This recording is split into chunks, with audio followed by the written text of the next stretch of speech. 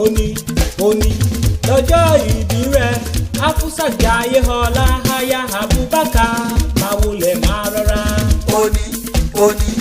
lọ́jọ́ ìbí rẹ̀ Afusat Jayeola aya Abubakar máa wọlé máa rọra. MC Blessing. máa wọlé máa rọra máa wọlé ọlọ́jọ́ bí òní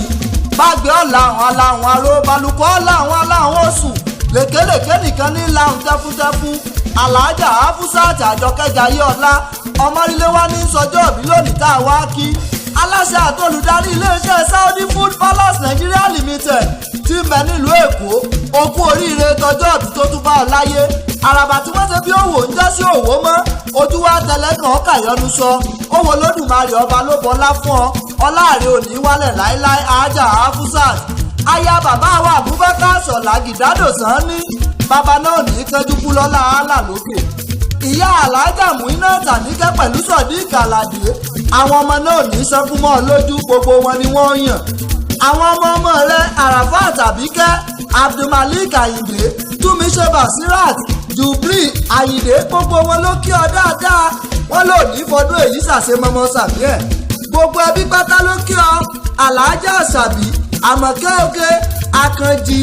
Alhaja Rashidat pẹ̀lú Muiba wọ́n ní kọ́ ọ̀pá láyé kánrin kése o mèremère ò ní tẹ́lọ́ọ̀dẹ̀ rẹ o sì ní rí ń gbé sọnù bí ó ṣe bí ọmọ bọ́ ọ bá pe ó kó orí towó ṣe bọ́ ọ bá rájò kọ́ ọ bá dùnú bọ̀ mọ́ sàmí kó mọ́ gbé tó àmì mì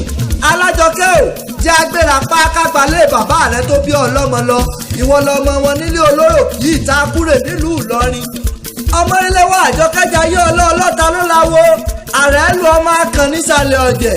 ọmọ àìtúbú àìdìde ní pópó ọlọ́ta ọmọ ìgbọ́n rẹ̀ lọ́nà ọ̀dọ̀fìàn nílé àwọn baba tó bí ọlọ́mọ òṣè jákúkú kì ọ́ sílùú Ìlọrin Àfọ̀njá gan Ìlọrin Àfọ̀njá ẹnu dùjúyọ̀ gèrè álímì tèmi ọmọ akéwù pẹ̀lú nìyí ẹ̀yin lọ́ máa ṣàdúrà gbọ́ rẹ ẹ̀yin lajú fi kálámù dámọ́lẹ́kùn àríṣe kánndúkándú ìlú tó jìnnà síná tó súnmọ́ lùjánà ìlú tó tóbi tó yẹ wọn ò léegun rárá ẹ̀sìn lè gúngún ilé bàbá tó bí ọlọ́mọ àkọ́kọ́ lóró ọbẹ̀ wọn ìlú lágbàdìkẹ́ ó ní wọ́n ń ké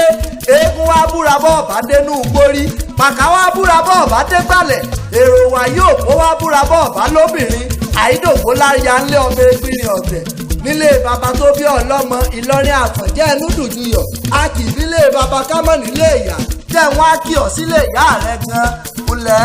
Àjọkẹ́ àgbò ọmọ àìbàdé mọ̀lá òkè mẹ́sàn-án tàgbòtàgbò ní sọ́lá àlẹ́kìrí ṣogbóṣogbó ní sọmẹlẹ́rìn atán àìjẹ́ mẹ́sàn-án àgbo kámọ́làgbò lé àgbo mi wá di púpọ̀ tọ́làwó lórí sanransanran ọmọ alágbàdo ègbò nínú oko àgbìgbàdo gbẹ̀wà lọ́tọ̀ gbẹ̀wà ló gbókè gbòògbò ẹ̀yin lọ́mọ ẹ̀dẹ̀ mọ̀ fún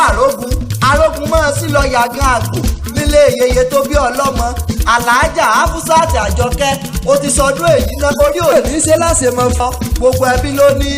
ọ̀sẹ̀ bíi aya Abubakar máa wọlé máa rọra.